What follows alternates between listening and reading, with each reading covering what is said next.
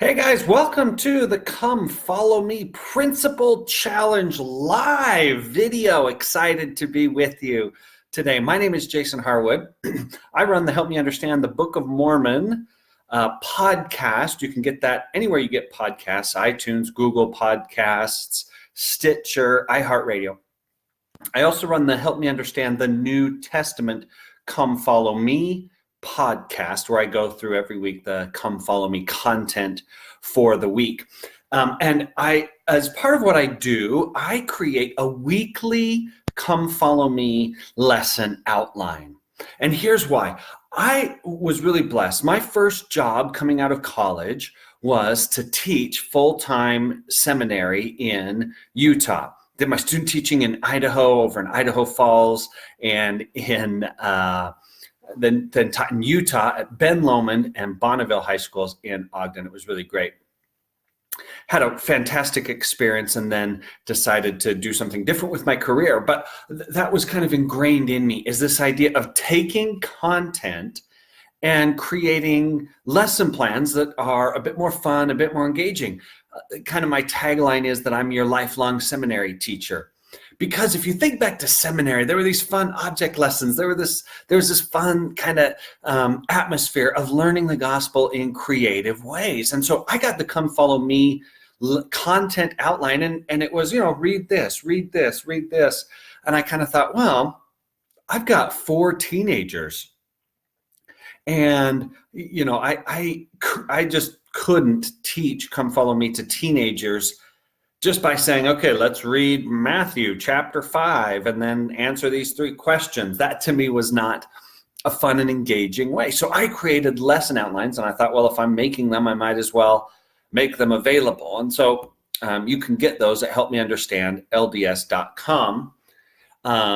But here's how I do it. There's an easy 3-step process that if you follow this 3-step process and then just tweak things every single time, you can come up with some good lesson content for yourself if you'd rather not use the outlines that I create, which I just encourage you to use what I do. But if you want to create them, here's what I do. The first thing is when you think about learning, when you think about times where you've learned something, what tends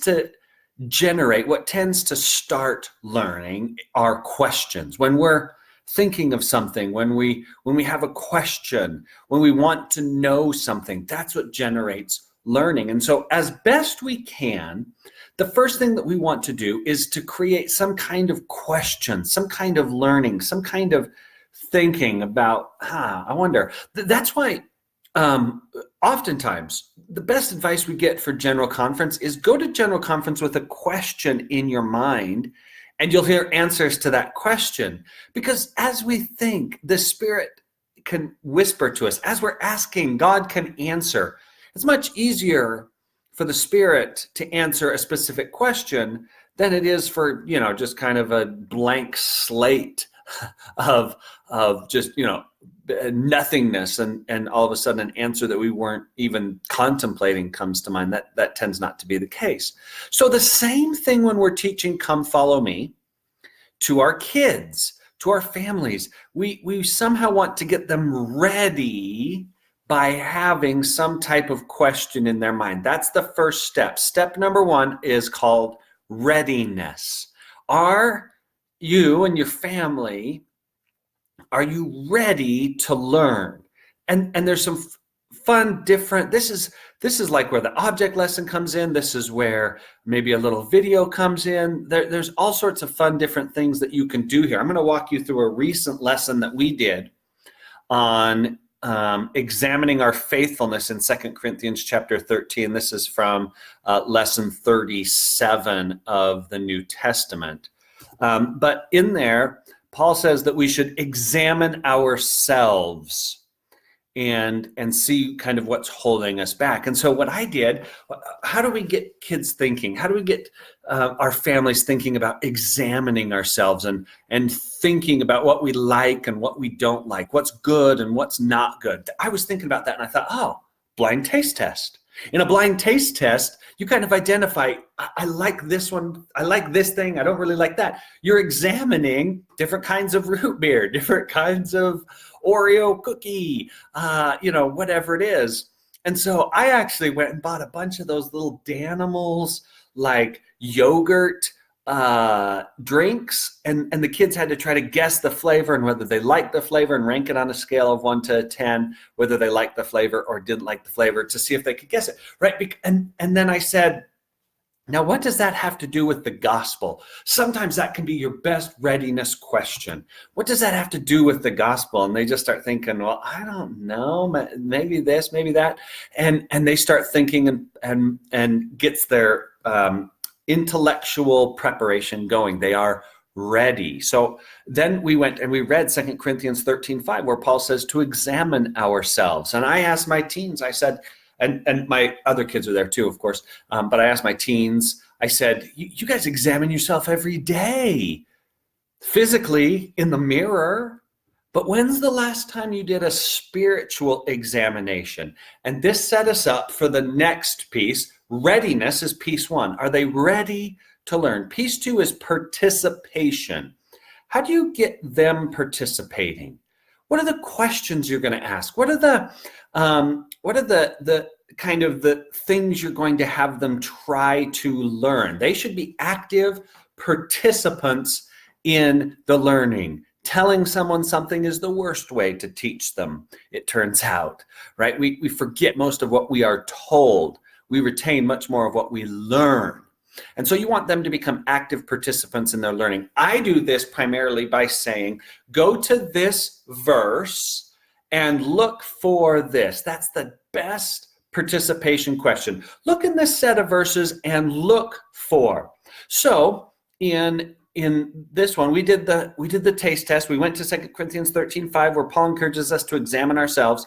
Then I had them read 2 Corinthians 11:3, where he says sometimes we're held back because of the easiness of the way, right? I said, look in 2 Corinthians 11:3. Paul was worried that they would be dissuaded from the easiness of the gospel, is what he called it, the easiness of the things that they were being asked to do. And I asked my kids, what are some of the easy things that we look at? And that's kind of easy. Well, going to church, reading our scriptures. Are we sometimes distracted from those things that are most easy? And so we had this conversation, but really it was them participating. It was a question. What is Paul worried about as we examine ourselves, that we'll move off of the easy things? What are the easy things?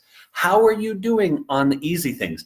And then I said, okay, right from the Come Follow Me manual, it said, go look at the attribute activity from Preach My Gospel. So we went and looked at that. And I said, find an attribute that you're really good at.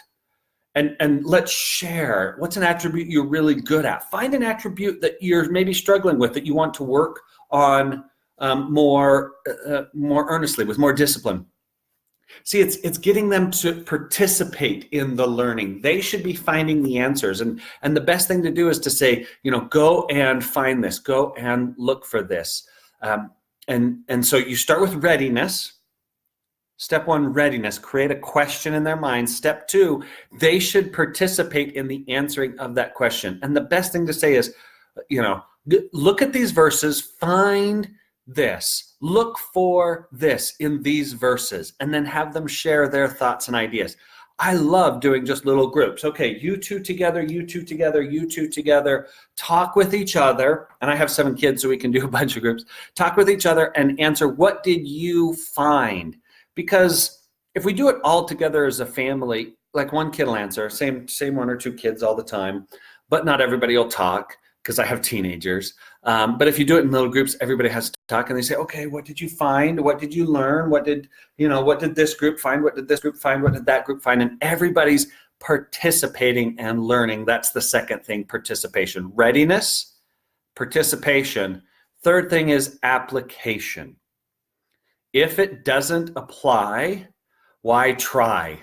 If there's no application to the gospel principle, why are we even trying to teach it? In this example, I gave each family member the assignment, find something you're doing well, find something that you're struggling with and want to work on, and then the application. What are you going to do this week to improve in one of the attributes that you want to improve on? And I had them each write down a specific thing that they could do this week. And then we share it with each other and say, okay, what are we all working on? That gives you an opportunity as a parent to ask them throughout the week, how's that going? Or maybe you see them do it and you say, oh my gosh, I'm so proud of you. I have to tell you, right, like this pattern for, I think most all of us, right? We saw the new youth program that the church is coming out with. It's all about individual goal setting. It's all about application. What are the things they want to do and applying themselves to setting goals? That should be kind of the outcome of every lesson that we teach as well, is to say, okay, we've done this lesson. Now, how does it apply personally to you? How can you improve in this area? Man, with Come Follow Me, you can have some great conversations. What's a goal, right? If I had known that we would be doing goal setting so significantly, and one of the areas would be spiritual, I would say, okay, what's a spiritual goal for you this week based on one of these attributes you want to improve on? And those two things will come together seamlessly in teaching your family. So that's the third piece, application. First, readiness, participation, application. And I found that to be so useful and helpful in teaching my kids in a way that's, I think, more engaging and gets better application than just open up the manual. Okay, let's read the chapter. Okay, here's the question that it asks in the manual. No, let's prepare our minds to learn. Let's participate actively in the learning. And then let's say, how does this apply to me? Now, I'll just put in the little plug one more time. If you're thinking, man, I don't know if I can do that or want to do that or have the time to do that, that I totally understand. That's why I create little lesson outlines for you. If you go to my website, helpmeunderstandlds.com, and click on Come Follow Me, you can sign up to get those weekly lesson outlines every week. This week, it's a general conference preparation. And if you use the promo code HOMEFREE, HOMEFREE, you get your first month free. That way you can just try them out. You can just say, are these lesson outlines going to work for me and my family? So use the promo code HOMEFREE, go try it out, see if you like it. And you'll see it in every lesson outline. A readiness, a fun little activity at the beginning, some participation to get your family learning themselves, and then application. How does this apply? 3 simple steps to creating Come Follow Me lessons: readiness, participation, application. And I hope that helps you guys with this. And I just encourage you, stay active in this group. This is a great thing that Mark's putting together. Appreciate him. Mark, thanks for being on live and for your nice comments. Gosh, with this new thing with goal setting and the new program in the church, Come Follow Me, everything that we can do to improve our ability to teach our families will be crucial. So appreciate this opportunity. Mark, you're doing great things, and hope you guys stay active and engaged and connected with this site for live videos upcoming as you continue to learn and improve in your teaching ability as you teach your family. So, and subscribe to the YouTube channel. There it is. Nice. All right. Thanks, guys. I'll see you throughout the week at Help Me Understand the Book of Mormon Facebook page. And if you go to helpmeunderstandlds.com, you can sign up for the lifelong seminary class where you get the Come Follow Me lesson outlines. Bye.